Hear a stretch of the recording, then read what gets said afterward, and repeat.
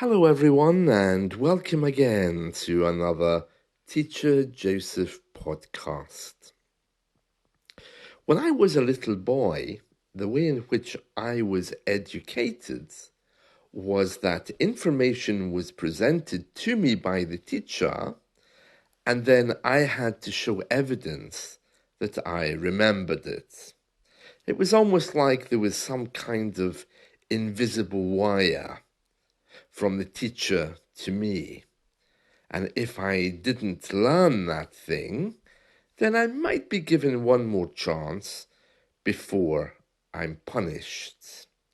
Now, that was the way things were back in the 1970s. The threat of punishment was the main reason why we learned anything. Now, obviously, times have changed. We're now living in a world which is very different from those days. One new approach which is coming into education is this idea that the thing you're learning is already inside of you.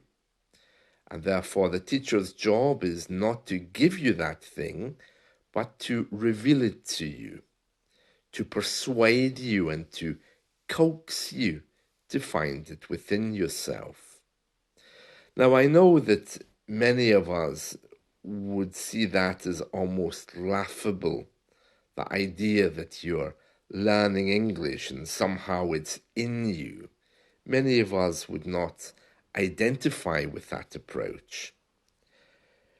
Because of the way we are educated in the UK, this new and kind of novel approach is on the fringes.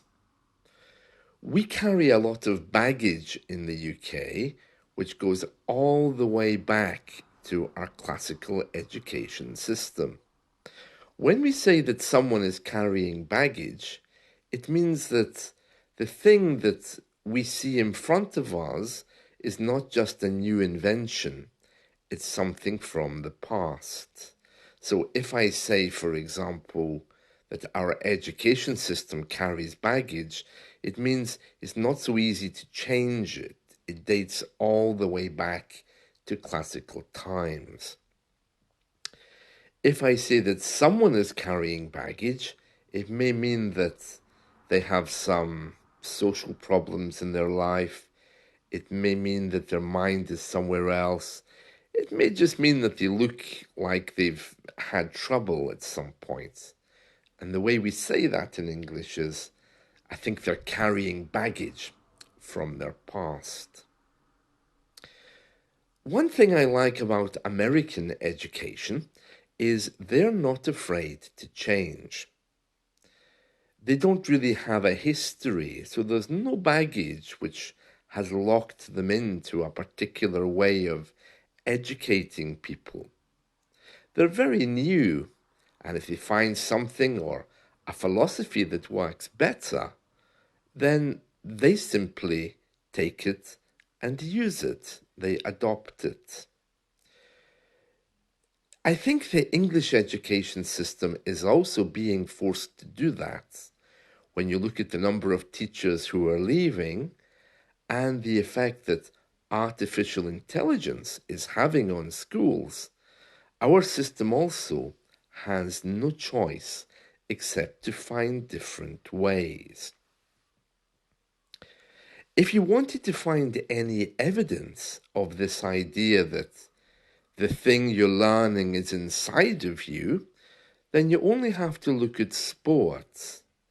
Because when you're watching people playing sports, you don't really say, well, if only they had run faster, or if only they had done that thing like I told them. You often hear comments like, you can do it. Your strength is there. Keep going. If you watch someone running a marathon, that's the kind of things which people on the side often shout, So they're not saying, oh, just lift your legs a bit higher and go on. And they're not saying, oh, if you just raise your arms a little bit and wave them twice, it'll give you more energy. They're giving them mentoring statements. They're saying, oh, you can do this. It is there. You have the strength. And I'm wondering what that would look like in an English class. Many of us believe that we have no English, but yet we've all watched English movies with subtitles. We've all done other things in our second language to try and improve, but then we say, I remember nothing. I wonder what it would be like if we had total recall. If when we walked into a bookshop, we lifted up an English dictionary, we just flicked through some of the pages, but we remembered everything that we read. I wonder what that would be like. Some people would say, well, the reason why you don't remember everything is because you already know it. And other people would say, well, actually, your mind knows everything. It's just you've chosen not to remember it.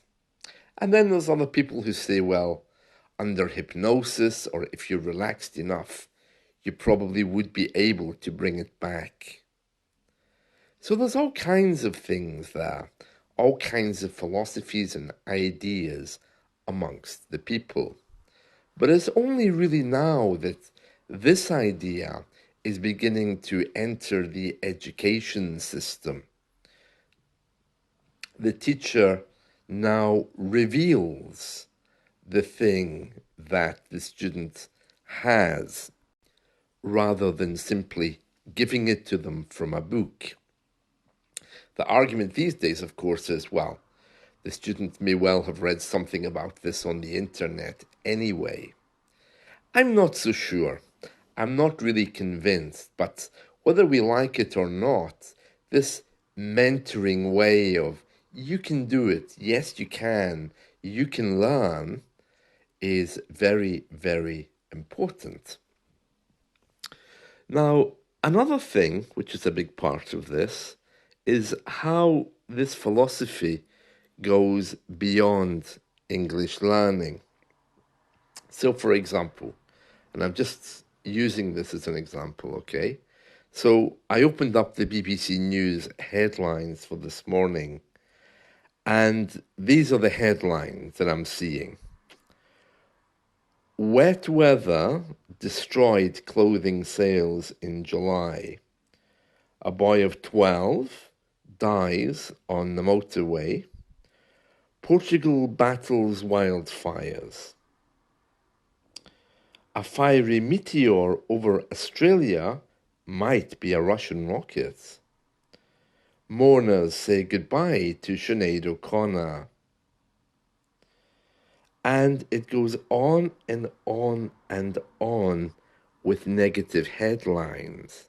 Now, you might think to yourself, well, it's just typical, news headlines. But my question for you is, if you get this pumped into you moment by moment, because some of us on our mobile phones, we actually get this kind of news every second. If we live that kind of life, what do you think that does to your English learning? Do you really think it doesn't affect it?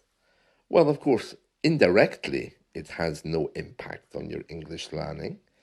But in another way, it really does, because you're buying into this philosophy that the world is a big, bad place.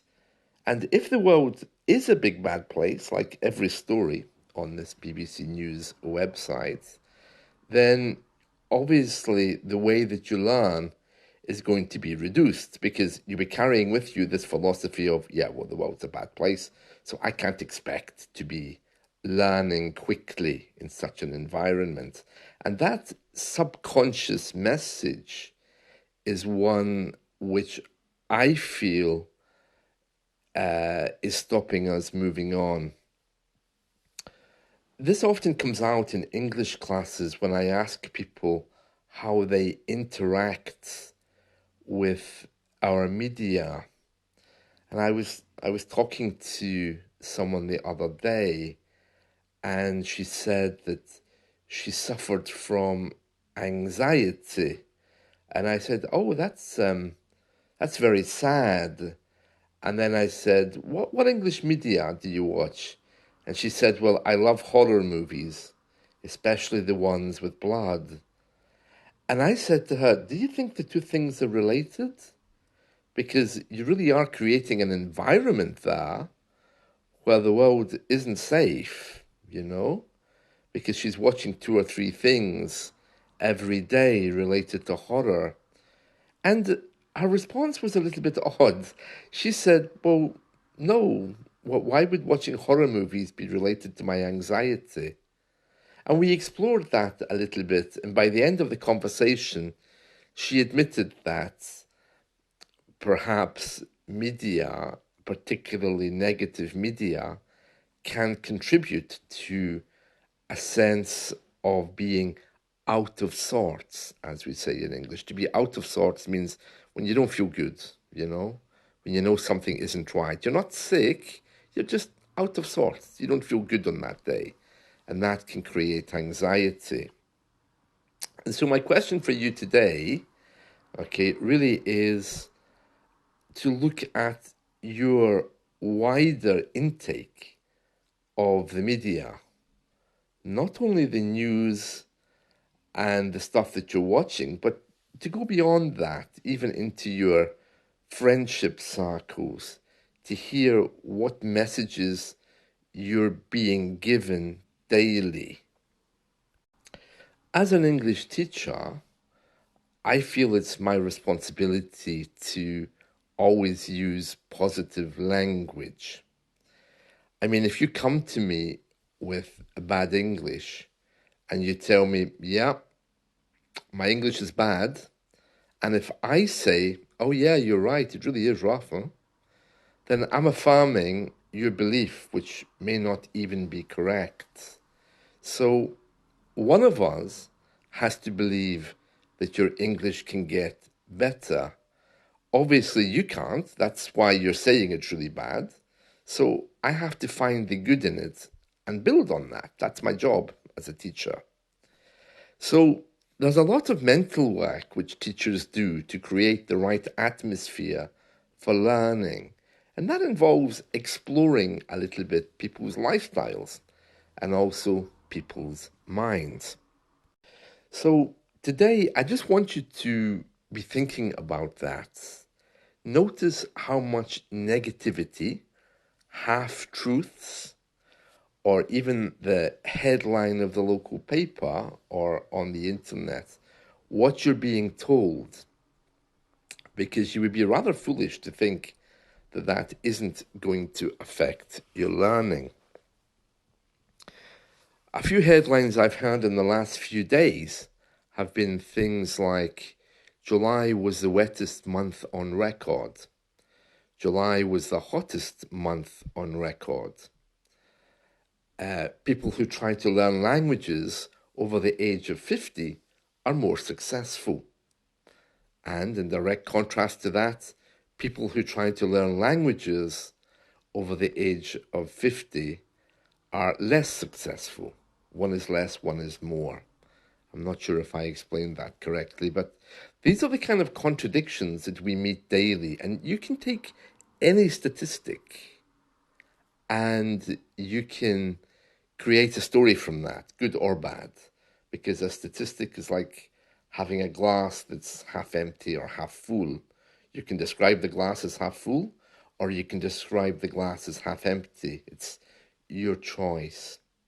So, in order to really embellish your learning, to bring it forward, to make it better, I really want you to look at learning in a wider way, not only about what books you have, what words you have, but your lifestyle.